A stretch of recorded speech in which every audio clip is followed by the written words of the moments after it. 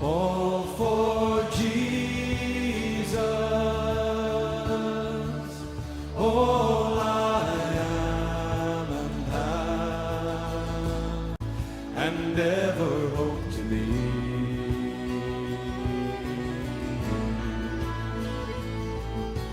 Jesus, all for Jesus, all I am and ever hope to be.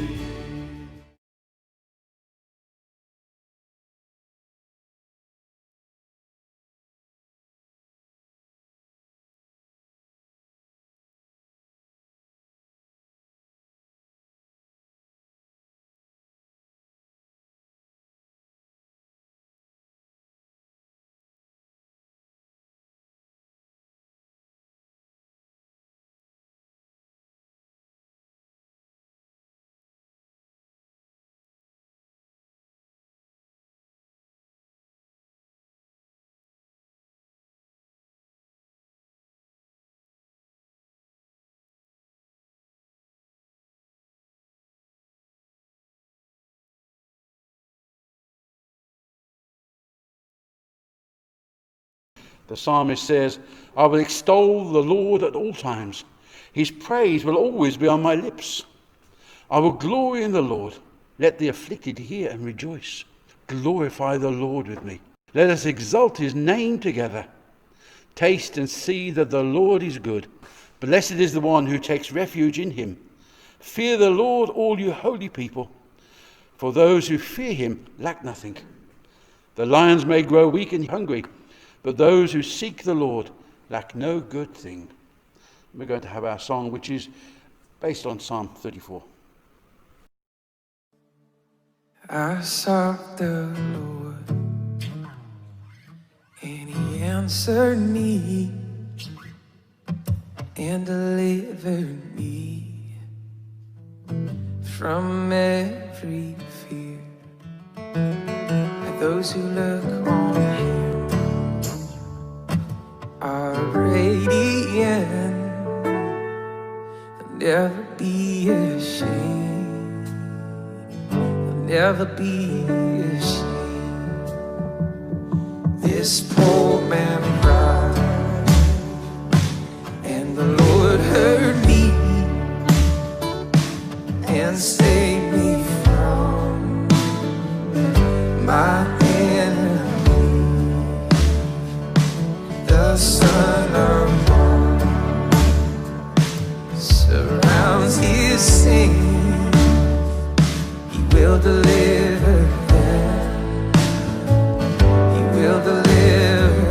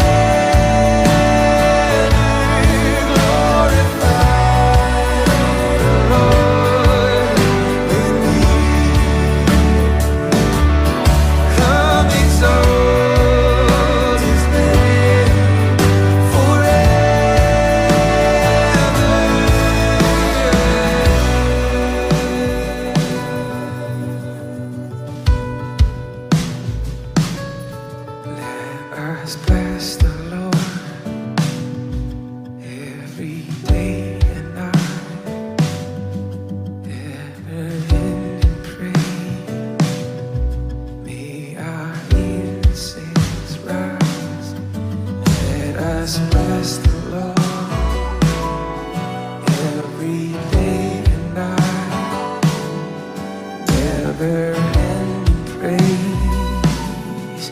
We are here, says God. Sing with us.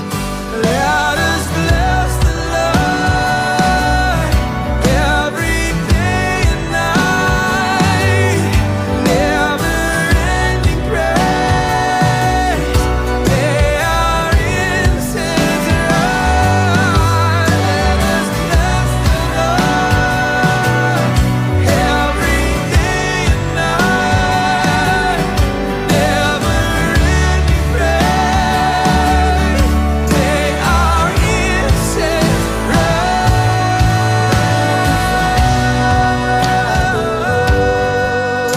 with me. Come exalt His name together. Glorify the Lord with me. Come exalt His name forever.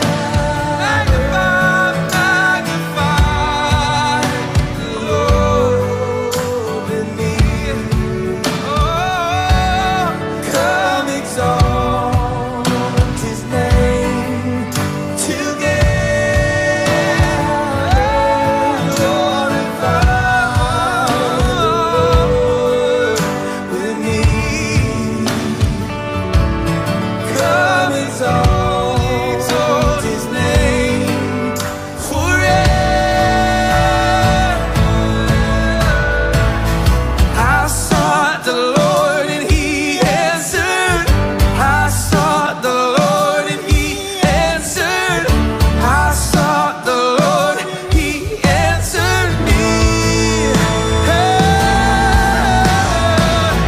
I sought the Lord and He answered. I sought the Lord and He answered. I sought the Lord, He answered me. Oh, taste and see that the Lord is good.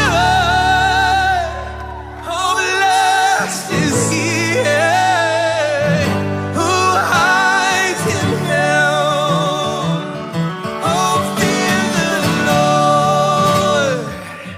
Oh, all you saints, He'll give you everything. He'll give you everything. I know my transgressions, and my sin is always before me.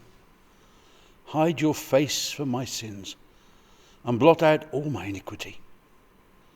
The Lord our God is merciful and forgiving, even though we have rebelled against Him. We have not obeyed the laws of the Lord our God, or kept the laws He has given us. Tear your heart and not your garments. Return to the Lord your God, for He is gracious and compassionate, slow to anger and abounding in love. For if we claim to be without sin, we deceive ourselves, and the truth is not in us. But if we confess our sins, He is faithful and just, and will forgive us our sins and purify us from all unrighteousness. So let's spend a few moments of quiet as we think about the ways in which we have failed God in this last week, and then we'll come together in the prayer of confession.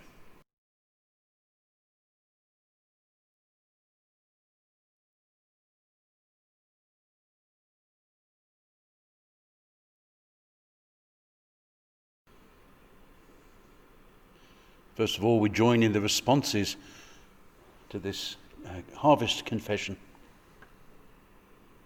God our Father, we are sorry for the times when we have used your gifts carelessly and acted ungratefully.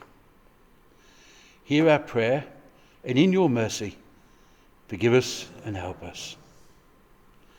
We enjoy the fruits of the harvest, but sometimes forget that you have given them to us. Father, in your mercy, forgive us and help us. We belong to a people who are full and satisfied, but ignore the cry of the hungry. Father, in your mercy, forgive us and help us. We are thoughtless and do not care enough for the world that you have made. Father, in your mercy, forgive us and help us. We store up goods for ourselves alone, as if there were no God and no heaven. Father, in your mercy, forgive us and help us. Have mercy on me, O God, according to your unfailing love. According to your great compassion, blot out my transgressions. Wash away all my iniquity and cleanse me from my sin. Create in me a pure heart, O God, and renew a steadfast spirit within me. Do not cast me from your presence, or take your Holy Spirit from me. Restore to me the joy of your salvation, and grant me a willing spirit to sustain me. Amen.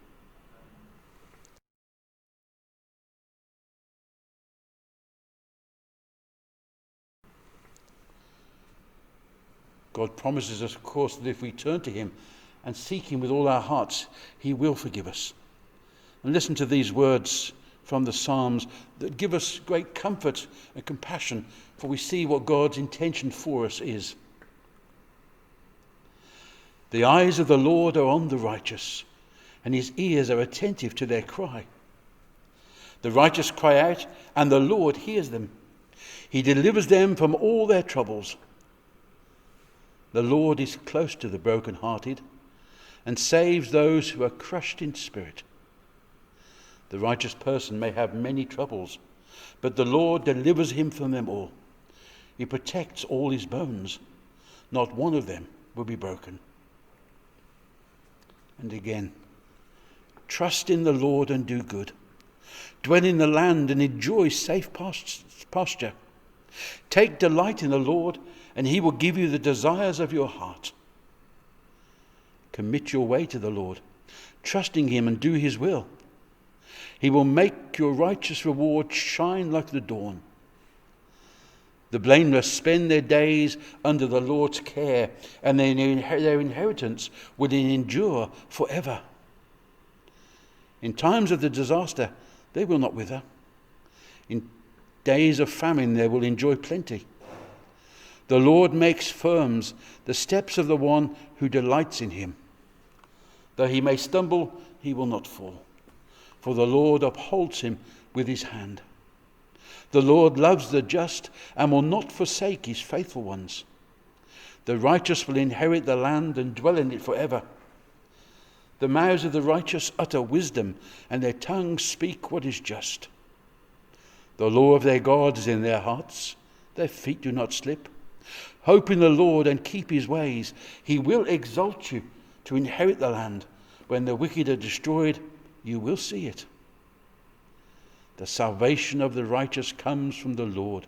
He is their stronghold in times of trouble. The Lord helps them and delivers them. He delivers them from the wicked and saves them because he takes refuge in them. And what a wonderful promise it is from God, that in every aspect of our life, regardless of whether we feel it's good or bad, the Lord is with us, strengthens us, and encourages us. So in response to that, we're going to come to our next hymn, Come Ye Thankful People, Come.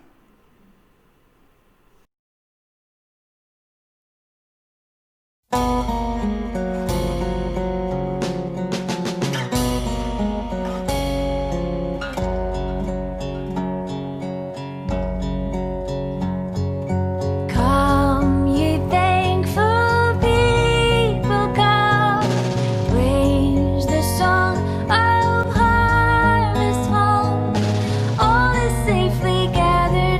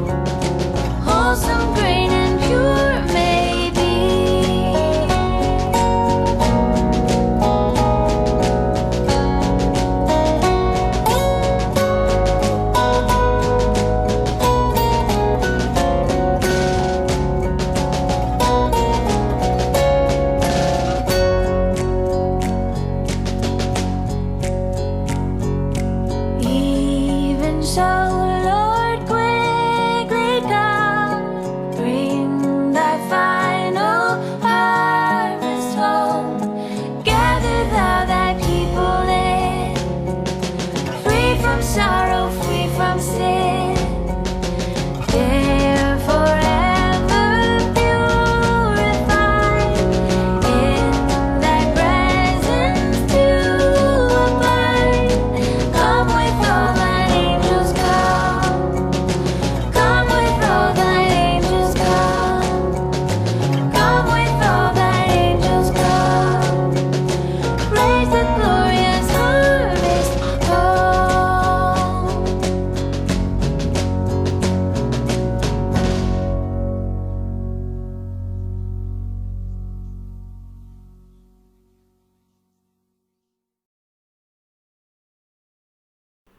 Do you believe and trust in God the Father, source of all being and life, the one for whom we exist?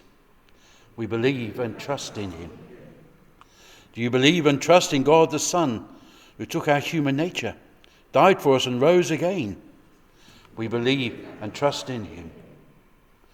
Do you believe and trust in God the Holy Spirit, who gives life to the people of God and makes Christ known in the world? We believe and trust in him. This is the faith of the church. This is our faith. We believe and trust in one God, Father, Son, and Holy Spirit. Amen.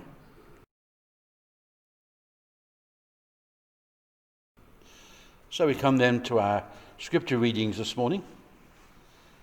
And our first reading is taken from the book of Psalms, Psalm 67.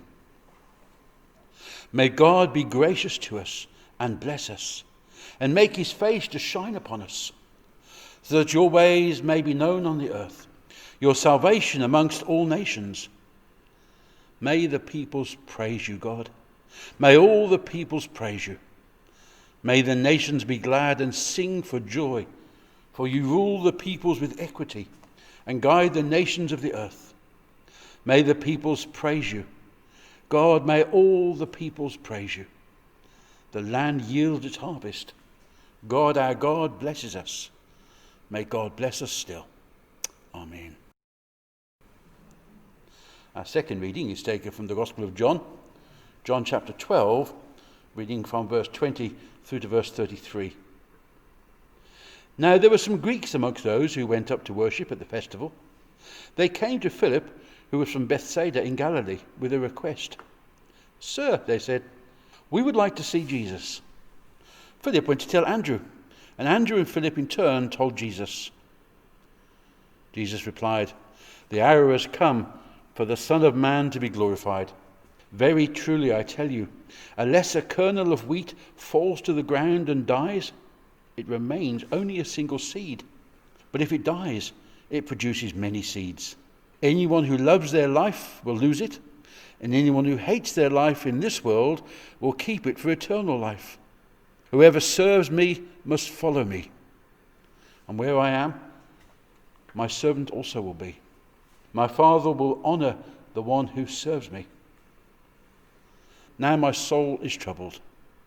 And what shall I say? Father, save me from this hour?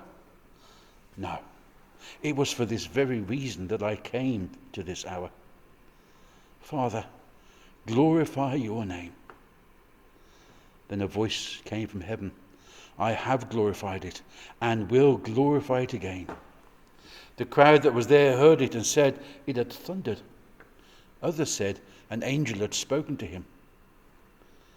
Jesus said, this voice was for your benefit, not mine. Now is the time for judgment on this world. Now the prince of this world will be driven out. And I, when I am lifted up from the earth, will draw all people to myself. He said this to show the kind of death he was going to die. This is the word of God. We're going to sing again, and we're going to sing, we plough the fields and scatter. And if you have any harvest gifts, if you'd like to bring them up individually, leaving plenty of space between you, of course, and put them on the communion table.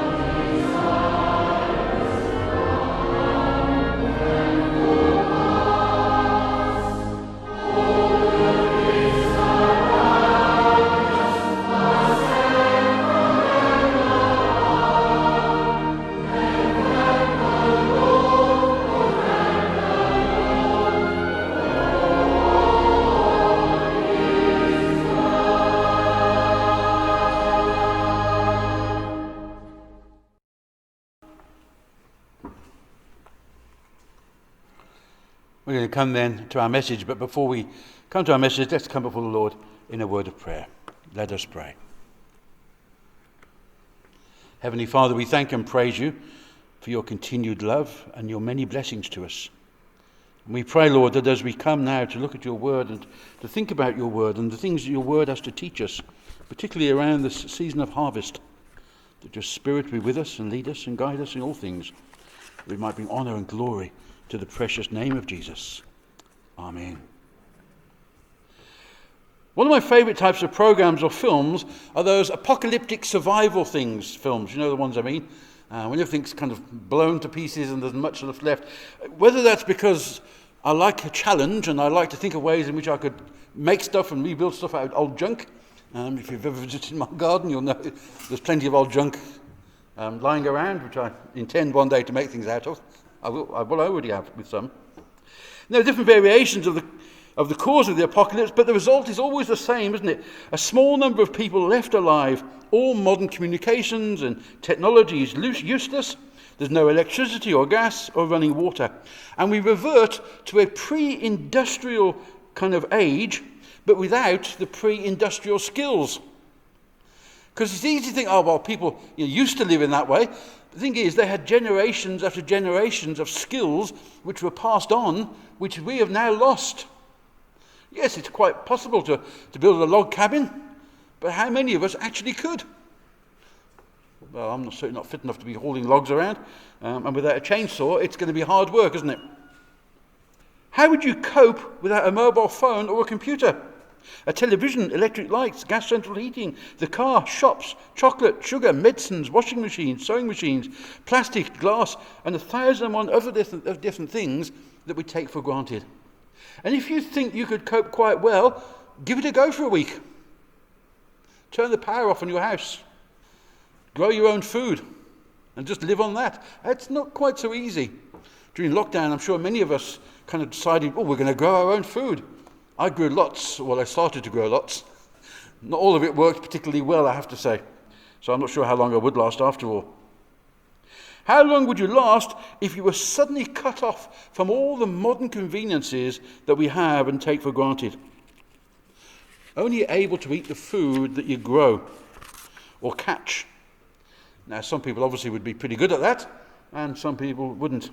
And if you couldn't grow enough, you would starve, because there'd be nowhere else to go to get your food. It would be tough, wouldn't it? Today we have overcome the difficulties of food shortages in our own nation. It wasn't that long ago, even in this country, that we had bread riots, where there simply wasn't enough food available. We take our food for granted, and most of us, it's impossible to imagine large food shortages. It's bad enough when people stockpile toilet rolls, isn't it? And we think, oh my goodness. And the pasta's all gone. Well, we've experienced that already, I think, earlier this year. It was different for the Jews. And in fact, it was different for everybody at one stage. But the Jews in particular, in the area which they lived, they were subsistence farmers. They generally grew just enough to get through, maybe with a little bit kind of extra. But in the climate in which they lived, it wouldn't be difficult, would it, for it to go badly wrong? You were never far from serious food shortages. A bad harvest would affect you for the whole year. In Psalm 126, the psalmist says, "The Lord has done great things for us. We are filled with joy. Those who sow in tears will reap with songs of joy. He who goes out weeping, carrying seed to sow, will return with songs of joy, carrying sheaves with him." Now, why would the psalmist talk about he who goes out weeping, carrying seed to sow? Why would you be crying and upset because you were sowing seed? Well, because you faced a choice. You either made bread out of it, or you sowed it and wait for 6 months or 9 months or whatever it took, 3 months, to grow. And it's a balancing act, isn't it? Because if you sow too much, you're going to run out. You've just got to get that balance spot on. And you really are investing your life in the seeds that you're sowing. Because once they're sown in the ground, you can't eat them. God's provision was everything, and God's wrath came immediately and was seen in a storm or blight or drought or waves of locusts. For the Jews' harvest festival had a very special significance. The Jewish harvest took place at Pentecost, and there's many different layers of meaning. It's not just a very simple thing. It points backwards as well as forwards to the present. It has a physical as well as a spiritual significance. Looking backwards, the harvest was a reminder of God's great provision for his people. And you read through the Bible, you'll see again and again how God provided for his people. Manna in the desert, water out of a rock, so many different ways. And I know for myself, I've experienced on many occasions how God has supplied our needs in a very specific way at a very specific time. So there's no misunderstanding that this came from the Lord. It was a time of taking stock. A bad harvest was a time to consider what you had done wrong and to think about it. Both as an individual and as a nation, a time to reflect and a time to take action. But to the Jews, Pentecost was also the Feast of Weeks. The Feast of Weeks, or the Feast of Tabernacles, as it's also called, they were reminded of their time in the desert. A time when God's provision was direct with manna, with quails and water, just at the time that it was needed. Not too much in advance and not too late. Always just when it was needed. So they look back to God's great acts of salvation. They look back to God's provision of the means of spiritual growth. For Christians, the harvest carries with it the same implications as it did for the Jews, but maybe in a slightly different way. We're reminded of God's love for us in the provision of food, in the blessings of fruits and the production of creation. It's not just tins of beans.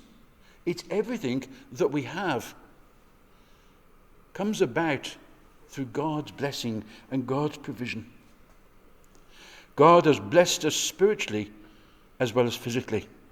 Paul reminds the Ephesians of this when he says, "Praise be to the God and Father of our Lord Jesus Christ, who has blessed us in the heavenly realms in every spiritual blessing in Christ."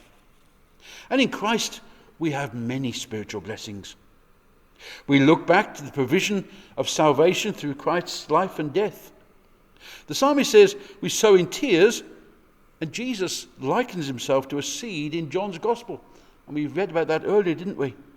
He says, "I tell you the truth, unless a kernel of wheat falls to the ground and dies, it remains only a single seed. But if it dies, it produces many seeds." Jesus sowed in tears at Gethsemane. He wept tears and fell to the ground. And on the cross, he went to the grave. It is a very powerful picture, isn't it? Of that seed being planted in the ground. 3 days later, he rose again, and the harvest began. And that harvesting still continues today. And his people were filled with joy. And we are filled with joy too. And we also must be looking to the harvest.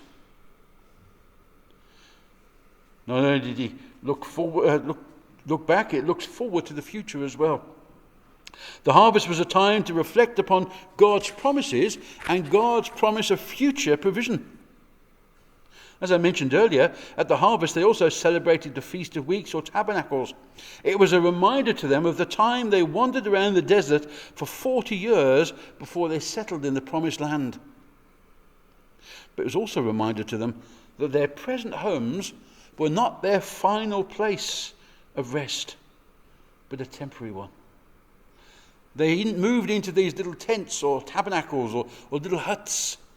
It was a reminder to them not to get too satisfied, not to get too settled, because this isn't all that there is. Don't invest your life in the here and now. Invest it in the future, because there is one coming that will far surpass what you have in the present. God has in store for us a greater and even more magnificent provision yet to come. Jesus said shortly before his death, "I go to prepare a place for you." And what a wonderful place that is. And he has prepared it. And it is waiting for you. He knows each of you by name. And he has a place for you. In this wonderful vision of John from the book of Revelation, it's quite a long reading, but I'm going to read it because it's an exciting reading. It kind of points to the glory and the amazing, incredible thing that God has provided for us. The voice I heard first speaking to me like a trumpet said, "Come up here, and I will show you what must take place." At once I was in the Spirit, and there before me was a throne in heaven with someone sitting on it. And the one who sat there had an appearance of jasper and ruby. A rainbow shone like an emerald encircled the throne. Surrounding the throne were 24 other thrones, and seated on them were the 24 elders. They were dressed in white and had crowns of gold on their heads. From the throne came flashes of lightning, rumblings and peals of thunder. In front of the throne 7 lamps were blazing. These are the 7 spirits of God. And in front of the throne there was what looked like a sea of glass, clear as crystal. In the center around the throne were 4 living creatures, and they covered their eyes in front and in the back. The first living creature was like a lion, the second was like an ox, the third had the face like a man, and the fourth was like a flying eagle. Each of the 4 living creatures had 6 wings and was covered with eyes all over and all around, even under its wings. Day and night they never stopped saying, "Holy, holy, holy, the Lord God Almighty, who was and who is to come." And whenever the living creatures gave glory and honor and thanks to him who sits on the throne and who lives forever, the 24 elders bowed down before him who sits on the throne and worshipped him who lives forever and ever. They lay their crowns before the Lord on the throne and say, "You are worthy, our Lord and God, to receive glory and honor and power, for you created all things, and by your will they're created and have their being." It's John wrestling to put into words the incredible glory and the majesty and the spectacular vision of heaven that he received. It is a place that is almost beyond words. John is struggling to describe it in human terms, because how can you describe something in human terms that is beyond our imagination? So we look for a better home, a heavenly home. We look for that paradise in heaven, not this tawdry thing that we have now. So harvest is a reminder of the past, but it's a promise of the future. God has provided, God will provide us all things. But it's also a present reality. One of the things that's seen in the book of Leviticus is the gifts and the provision for the poor at the harvest. God makes a very, very strong point that we need to make sure we look after those who are unable to look after themselves. And if we can look back to the great provision that God has made for us, we need to think too about how we can imitate God and make a provision for others. The average Jew's life was always on the knife edge of a harvest. How much more so the poor and the foreigner who had no land and therefore no means of providing for themselves. You know, that apocalyptic kind of vision that we had at the beginning, where you had to grow your own food. How would you manage if you had no ground to grow it on? It would be tough, wouldn't it? How would you cope if you didn't have the means to provide for yourself and your family? And there are many in our world, in our own nation, that struggle with that. They find it very difficult to provide for themselves and for their families. And it must be very difficult to look around and see everybody who seem to have everything, and yet they are powerless to do anything for themselves.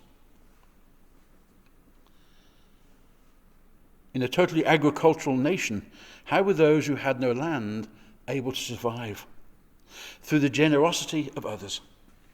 As a man and a woman looks to how God has blessed him, They are to bless others in proportion to their own blessing. What you give is a measure of how much you love the Lord and appreciate what he has done for you. Remember the widow's mite? She gave everything because she recognized that all she had was from God, and he would supply.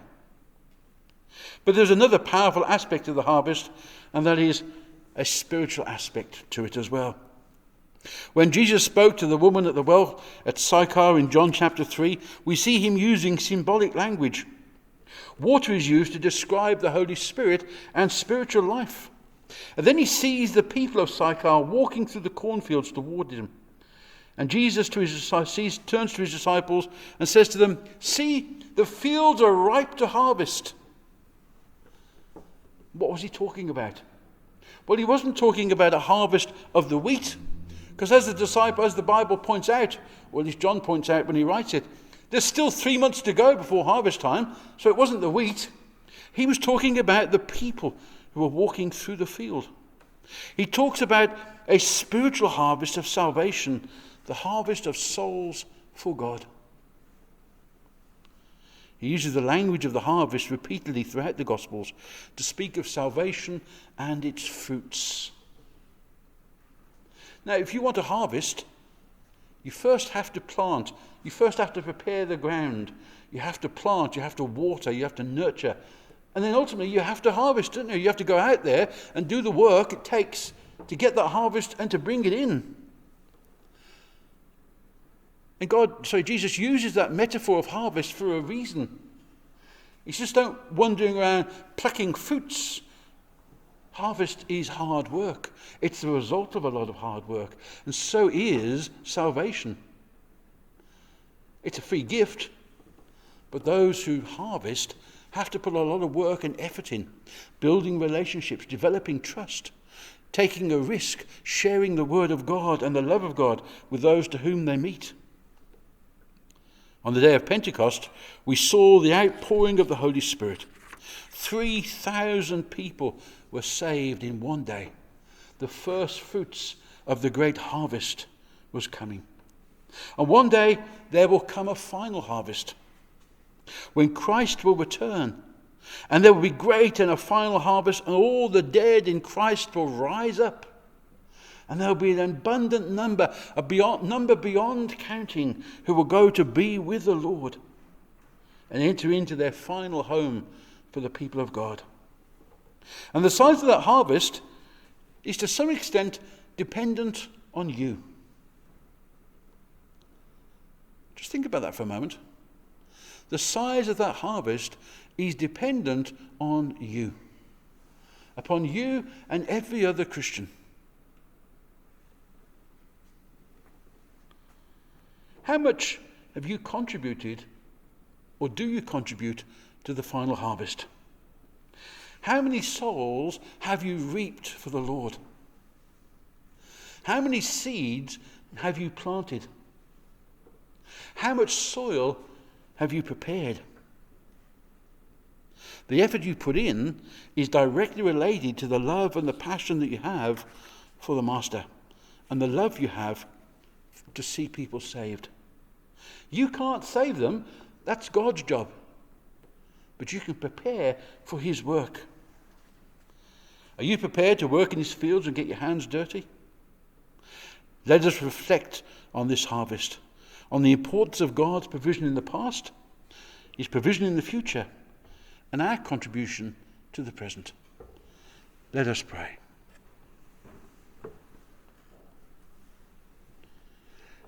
Lord, we come to this harvest day, and we think about, Lord, all the things that you've done for us, for all the provision that you've made for us. We pray, Lord, that we would be part of that great harvest, that we would get into the fields and get our fingernails dirty, that we would indeed build relationships with those we meet, that we would share with them the joy in you that we have, not in a way that makes people feel condemned or looked down upon, but in a way that lifts them up and encourages them, Let us show, Lord, the work of your Spirit within us, glowing from us as we live lives that are pleasing to you. For your name's sake. Amen.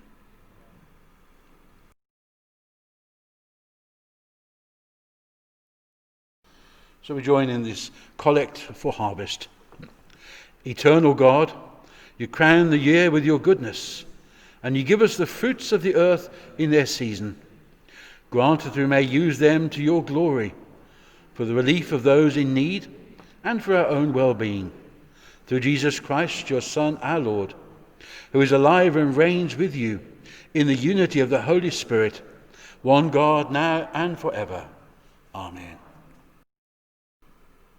Our Father in heaven, hallowed be your name. Your kingdom come, your will be done on earth as in heaven. Give us today our daily bread, and forgive us our sins as we forgive those who sin against us. Lead us not into temptation, but deliver us from evil. For the kingdom, the power, and the glory are yours, now and forever. Amen. So we come now in a time of quiet reflection and prayer.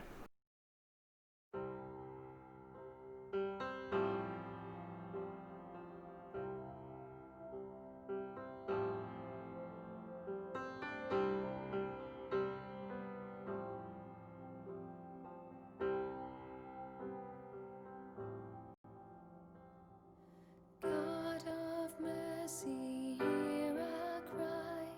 Turn your hand tonight. Bring relief from their pain. Be their comfort. And every day they're given breath. Give them strength to live. And as their weary bodies fail, fighting is over, flesh gives way. Be their light to guide them home.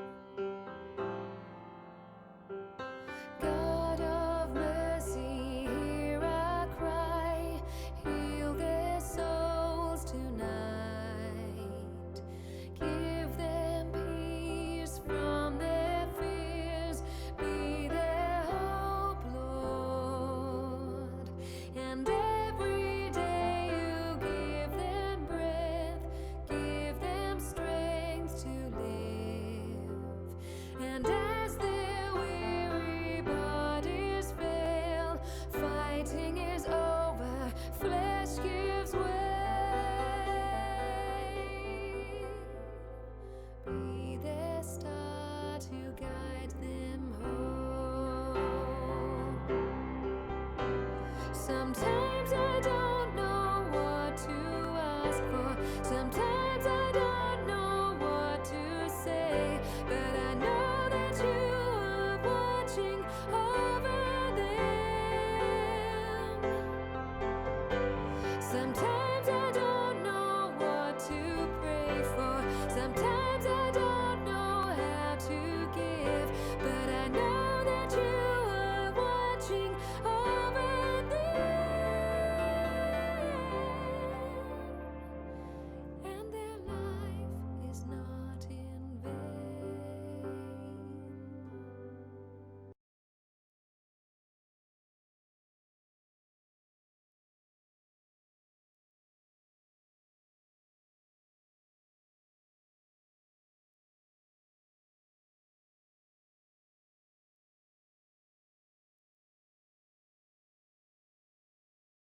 We're going to sing our final hymn, Bringing in the Sheaves.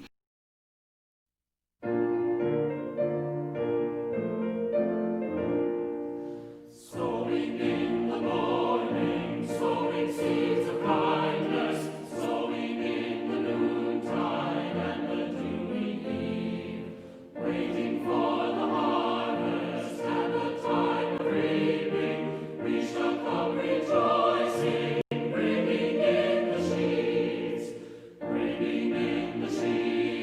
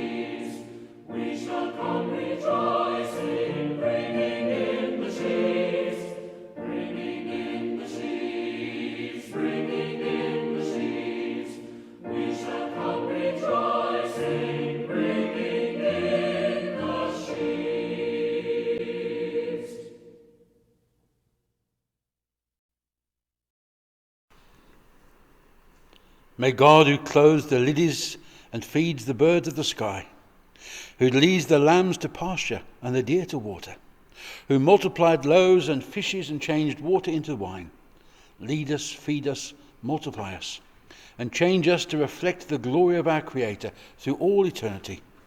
And may the blessing of God Almighty, the Father, the Son, and the Holy Spirit be upon you both now and forevermore. Amen.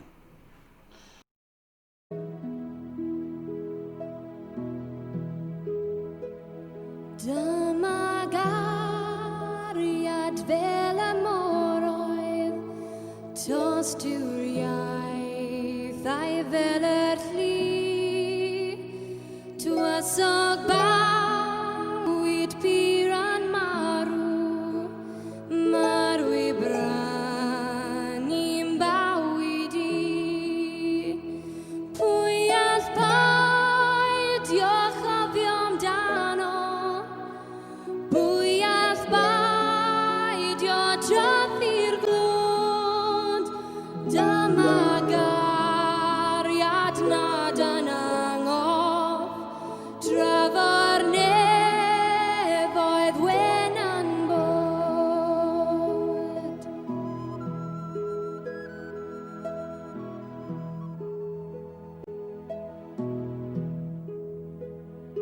Ar glafari ar yr ymrwygodd, holl fy nhon a'i dyfnder mawr, torodd holl ar gaia'r nefoedd oedd yn gael.